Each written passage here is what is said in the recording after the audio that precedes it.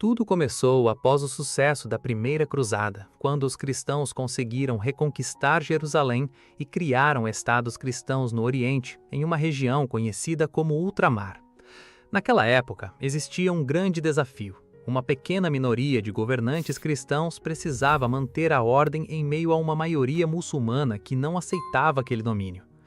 Como as tropas eram insuficientes e muitos cruzados voltaram para suas casas na Europa, os peregrinos que viajavam para visitar os lugares santos ficavam desprotegidos e corriam grandes perigos. Diante dessa dificuldade, um pequeno grupo de cavaleiros, liderado por Hugo de Payens, apresentou-se ao rei Balduíno II de Jerusalém com uma proposta diferente. Eles desejavam dedicar suas vidas inteiras à proteção dos peregrinos e à guarda dos lugares sagrados da nossa fé. O rei acolheu o grupo, que se comprometeu a viver sob os votos de castidade, obediência e pobreza, abrindo mão de suas famílias e bens para servir diretamente à causa de Cristo na Terra Santa.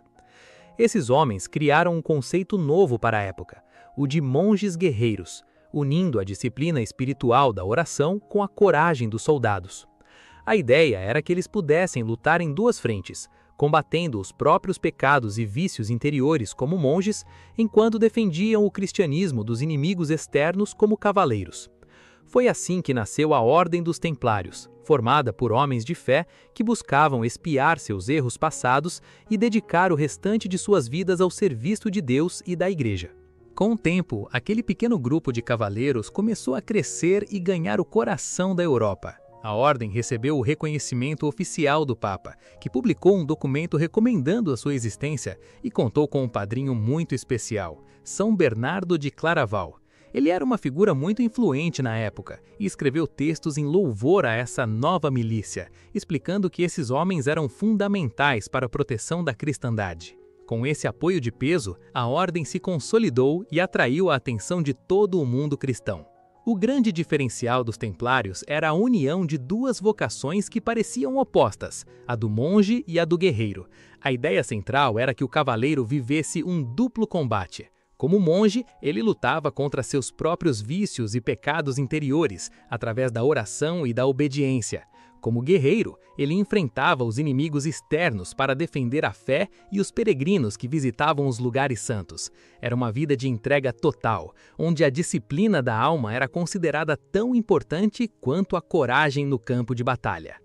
Inspirados por essa fé profunda e pelo desejo sincero de expiar pecados cometidos no passado, muitos nobres decidiram abandonar suas vidas de riqueza para ingressar na ordem. Eles viam no serviço do templo uma forma de oferecer o restante de seus dias a Deus, em reparação por suas faltas. Assim, os templários tornaram-se extremamente influentes, atuando ao lado de outras ordens famosas como os hospitalários e os teutônicos, tornando-se peças fundamentais para a manutenção da presença cristã na Terra Santa. Para que a ordem pudesse realizar sua missão na Terra Santa, era necessário um investimento muito alto. Embora cada cavaleiro vivesse pessoalmente na pobreza, equipá-los era caríssimo, pois exigia cavalos, armaduras pesadas, armas e ajudantes.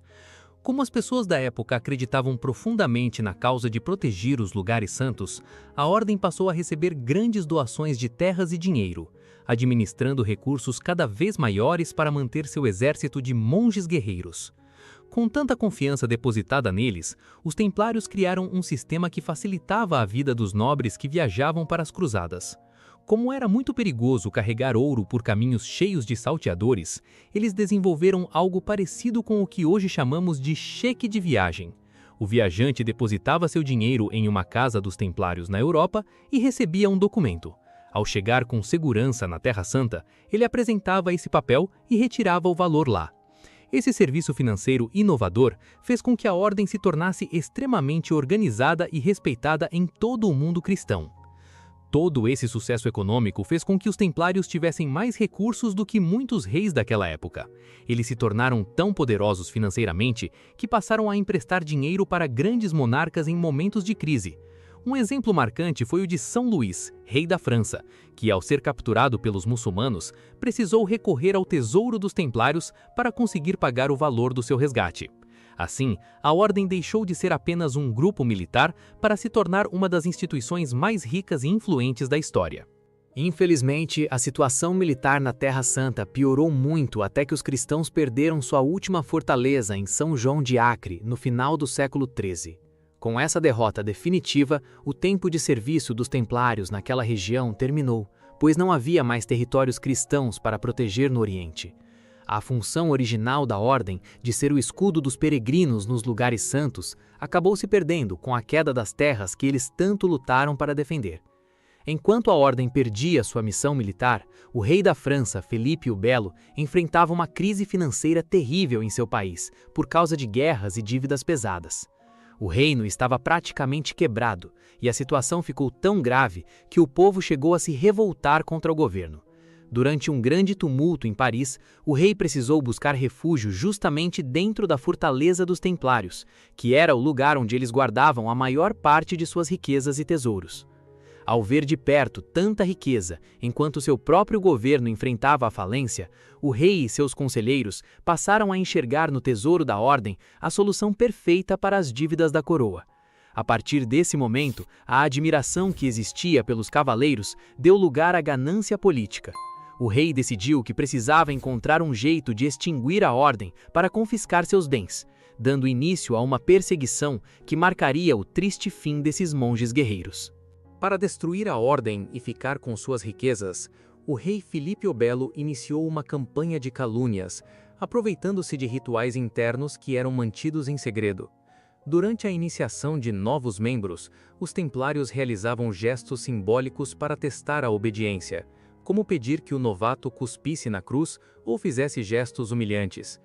Embora esses atos fossem seguidos de confissão por serem considerados pecados, quando as histórias vazaram para fora da ordem, foram interpretadas como sinais de que eles teriam abandonado a fé cristã, gerando um grande escândalo na época. No entanto, pesquisas modernas realizadas nos arquivos secretos do Vaticano provam que essas acusações de que eles eram uma seita eram injustas.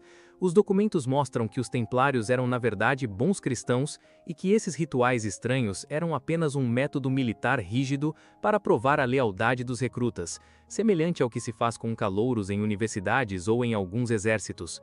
O fato de centenas deles terem preferido morrer como mártires em batalhas, recusando-se a negar a Jesus Cristo, é a maior prova de que a ordem era formada por homens que amavam verdadeiramente a Deus. O Papa Clemente V tentou garantir um processo justo, mas acabou cedendo à pressão política do rei da França por falta de coragem e decisão de levar o inquérito até o fim.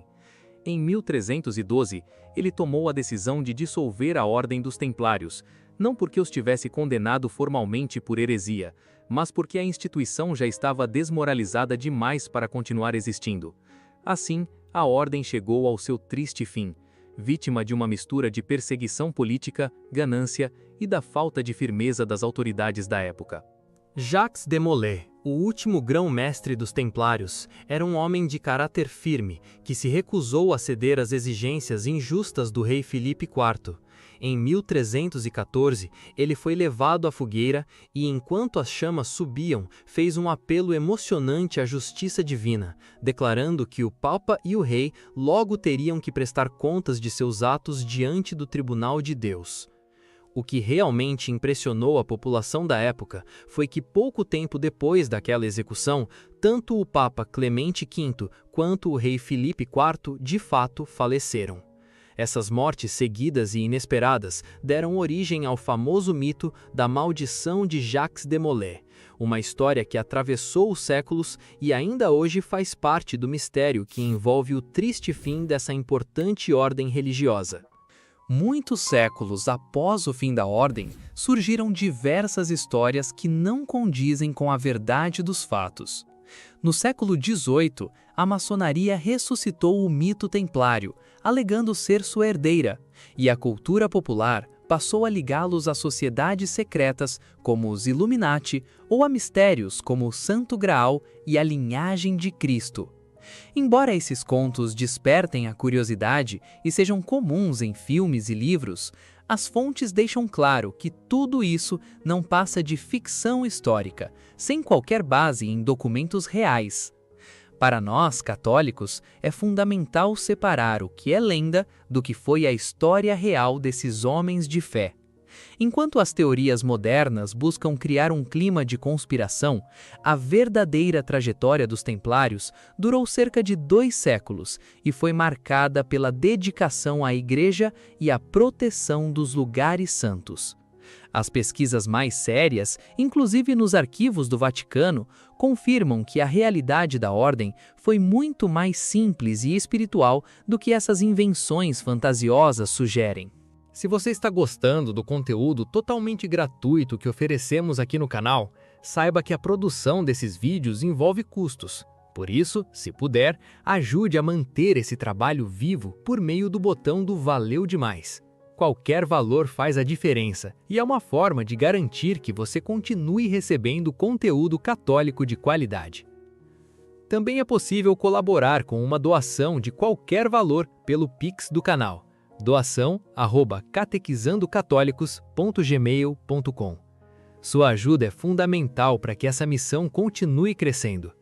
Conheça também o clube de membros do canal e tenha acesso a conteúdos exclusivos, pensados especialmente para quem quer aprofundar ainda mais na fé.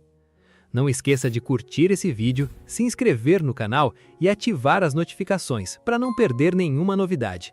E aproveite para deixar seu comentário aqui embaixo, seja uma dúvida, uma sugestão ou o que você quiser compartilhar. A sua participação é muito importante para nós. E para quem quer entender ainda mais sobre o assunto, não deixe de assistir ao vídeo A Origem das Cruzadas, que está aqui no canal, e aprofunda ainda mais essa história tão fascinante.